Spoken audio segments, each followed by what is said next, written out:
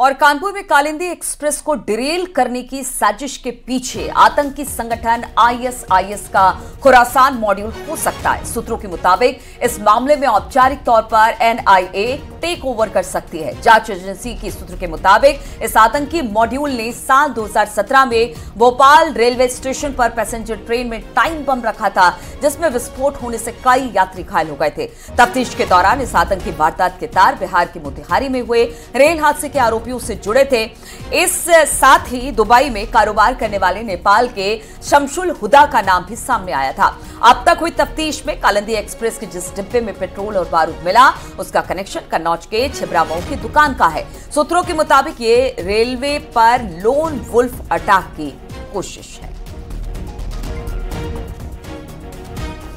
इसी पर बातचीत करने के लिए शंकर आनंद हमारे साथ जुड़ गए हैं। शंकर, अगर इस पूरे मामले को कन्नौज में जिस तरह से रेलवे ट्रैक पर सिलेंडर रखा गया, अब बताया जा रहा है कि इसके पीछे आईएसआईएस का खुरासान मॉड्यूल हो सकता है, क्या जानकारी से लेकर? निश्चित तौर पर देखिए, अगर जिस तरह से अब जांच एजेंसी केंद्रीय जांच एजेंसी एनआईए की अगर बात करें तो औपचारिक तौर पर केंद्रीय जांच एजेंसी इस केस को अब टेक ओवर करने वाली है। हालांकि उत्तर प्रदेश सरकार के द्वारा इस मामले पर एनआईए जांच की अनुशंसा कर दी गई है, लेकिन अनुशंसा करने के बाद इस मामले में केंद्रीय गृह मंत्रालय से अब सिग्नल मिलना बाकी है। केंद्रीय गृह मंत्रालय में तमाम औपचारिकताएं पूरी की जा रही है, उसके बाद औपचारिक तौर पर एनआईए इस मामले में तफ्तीश में जुट जाएगी। हालांकि एनआईए के 3 सदस्यीय टीम अब मौके वारदात पे जाकर के मुआयना कर चुकी है कल, और किस तरह से वहां पर तमाम नमूने मिले थे, किस तरह से तमाम शुरुआती तौर पर सबूत मिले थे, इस तमाम सबूतों को भी यहाँ पर देखा गया। और जिस तरह से इस साजिश की बात करें तो इस पूरे इस ट्रेन हादसे में कालिंदी कुंज एक्सप्रेस में जिस तरह से आग लगाने का षड्यंत्र, और जिस तरह से कहा जा सकता है कि रविवार को कानपुर और अनवरगंज रूट पर जिस तरह से कालिंदी कुंज एक्सप्रेस से एक एलपीजी गैस सिलेंडर का जिस तरह से वहां से को देखा गया, वहां पे ट्रेन की पटरी पर रखा गया था, तो इन तमाम मामलों पर एक साजिश की जो बू है वो आ रही है। और इस पूरे मॉड्यूल में जो आतंकी संगठन आईएसआईएस का खुरासान मॉड्यूल जो है वो मॉड्यूल हो सकता है, क्योंकि इस तरह के मॉड्यूल पहले भी इस आतंकी संगठन के द्वारा आजमाया गया था। और साल 2017 की अगर बात करें तो जिस तरह से भोपाल में सामने आया था। हमारे दर्शकों को बताइए कि जैसे आईएसआईएस का नाम निकलकर सामने आया, ये खुरासान मॉड्यूल है क्या, किस तरह से अपने काम को अंजाम देता है?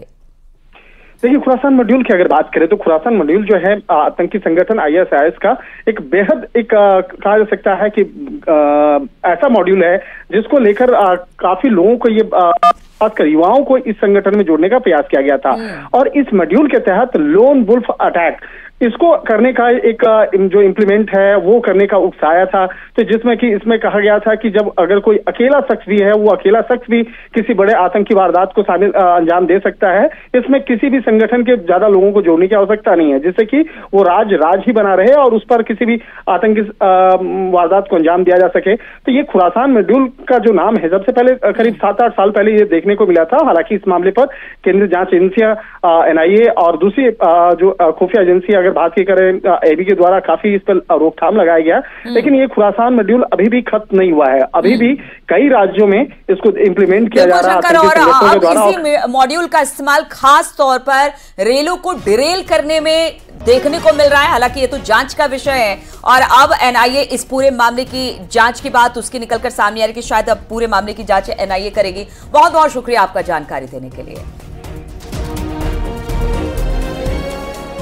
और ये बढ़ते हैं आगे। मायावती ने जो राहुल गांधी पर निशाना साधा है उस पर अपडेट आपको दे देते हैं कि मायावती ने राहुल गांधी के विदेश में दिए गए उस बयान को लेकर निशाना साधा है, जिसमें राहुल गांधी ने कहा था कि भारत जब बेहतर स्थिति में होगा तो हम SC, ST, OBC का आरक्षण खत्म कर देंगे। मायावती ने इससे स्पष्ट है, वो कहती हैं कि इससे स्पष्ट है कि कांग्रेस वर्षों से इनके आरक्षण को खत्म करने पर षड्यंत्र कर रही है। दरअसल कांग्रेस के सांसद जो है राहुल गांधी, जो अमेरिका के 3 दिवसीय दौरे पर है, उनसे सवाल पूछा गया कि आप आरक्षण को लेकर क्या सोचते हैं, क्या कांग्रेस पार्टी आरक्षण खत्म करने जा रही है। इस पर राहुल गांधी ने कहा कि अभी सही समय नहीं है इस सवाल का जवाब देने का। जब OBC, SC, ST आरक्षण की बात की जाएगी, जब इस मुद्दे पर सोचना जाएगा तब इस पर कुछ कहा जाएगा। अब इसी पर मायावती जो है वो पलटवार कर रही हैं। और देखिए, उत्तर प्रदेश की सियासत में अब इस समय राहुल गांधी का एक एक बयान जो अमेरिका में वो दे रहे हैं वो यहाँ सुर्खियां बटोर रहा है, चाहे वो प्रधानमंत्री नरेंद्र मोदी को लेकर हो, चाहे आरक्षण को लेकर हो।